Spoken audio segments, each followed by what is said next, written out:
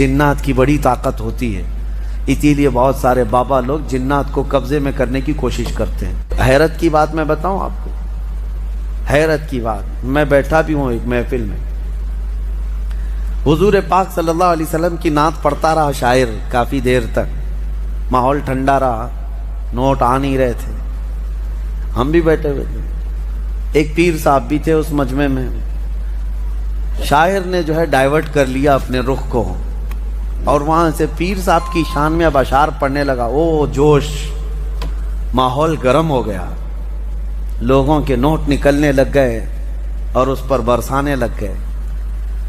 کس طرح کا مجمع بنایا گیا ہے میرے عزیزو، اس حبیب رب العالمین کی شان میں نعت پڑھنے پر سناٹا ہے، جس کی تعریف میں قرآن رطب اللسان ہے، جس کی تعریف میں تمام کائنات کی اشیاء رطب اللسان ہیں، اس نبی رحمت کی تعریف میں تمہارے کانوں میں سناٹا ہے۔ اور ایک پیر کے متعلق جیسی ہی کہہ دیا گیا، جوش آ گیا۔ یہ شخصیت پرستی کا جو رواج شروع ہوا، اس سے بچا جائے، اس سے بچا جائے۔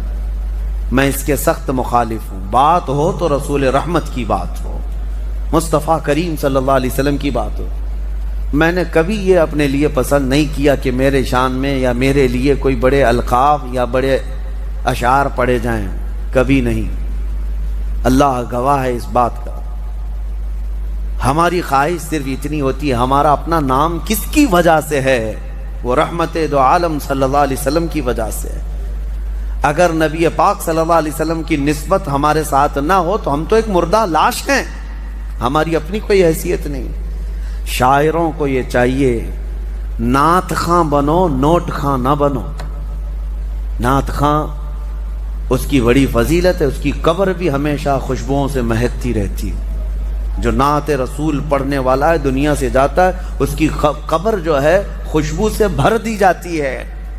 اور جس نے صرف دنیا کی طلب رکھی، پھر اس نے نعتوں کو ایک ذریعہ بنایا اور بیچتا رہا۔ آج بہت سارے ایسے معاملات ہیں۔ ایک شاعر کو، یہی میں نے کافی سال پہلے، 10 سال پہلے، 10-12 سال ہو گئے ہوں گے، بہت پیسے دے کر کے لوگ بلائے تھے، میں بھی تھا جلسے میں۔ نماز کا وقت ہوا، ہم نماز کے لیے کھڑے ہو گئے، لیکن وہ پان کھاتے ہوئے باہر بھاگ گئے، نماز نہیں پڑھی۔ پھر صبح کی بھی نماز نہیں، عشاء کی بھی نماز نہیں۔ مجھے بہت اس چیز سے نفرت ہوتی ہے کہ نماز کے لیے ذرا برابر بھی سستی نہ کی جائے، کاہلی نہ کی جائے، چاہے وہ کوئی بھی ہو، معاف نہیں ہے اس کے لیے، پیر ہو، کوئی بھی ہو۔ دوسرے دن وہ جلسے والوں سے میری بات ہو رہی تھی، تو میں نے پوچھا ایسا کیسے ہے؟ رات کو تو اتنا چہک چہک کر کے نعت پڑھ رہے تھے، ایسا کہہ رہے تھے ابھی مدینے کی گلیوں میں لے کر چلیں گے، تصور مدینہ فلاں فلاں فلاں، اور نبی پاک صلی اللہ علیہ وسلم کے حکم کے مطابق یہ نماز سے غافل ہے یہ بندہ۔ تو جا کر کے کسی نے کہا بھی کہ شاعر صاحب آپ نماز نہیں پڑھ رہے ہیں۔ وہ اس پر اطراح کر کے وہ اور گھمنڈ سے کہتا ہے دو میں سے ایک کام کرا لو، جلسہ کرا لو یا تو نماز پڑھا لو۔ نعوذ باللہ من ذالک۔ یہ ایک بات پھیلی ہوئی ہے، مشہور بھی ہے۔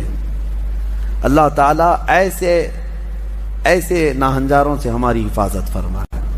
اپنی محفلوں کو پاکیزہ رکھو۔ نعت پاک یقیناً سننا چاہیے، عشق رسول بڑھتا ہے، لیکن کوشش یہ کرو کہ وہ نعت خواں جس کے پڑھنے سے نبی پاک صلی اللہ علیہ وسلم کا حسن یاد آ جائے، حضور پاک کی محفلیں یاد آنے لگے اور تمہارے دل میں عشق بڑھتا چلا جائے۔ اور میں ان نعت خوانوں سے کہتا ہوں تم اس کی طلب چھوڑ دو، مال کی طرف مت دیکھو، گنبد خضرا کی طرف دیکھو، اتنا ملے گا کہ تمہاری جھولی تنگ ہو جائے گی۔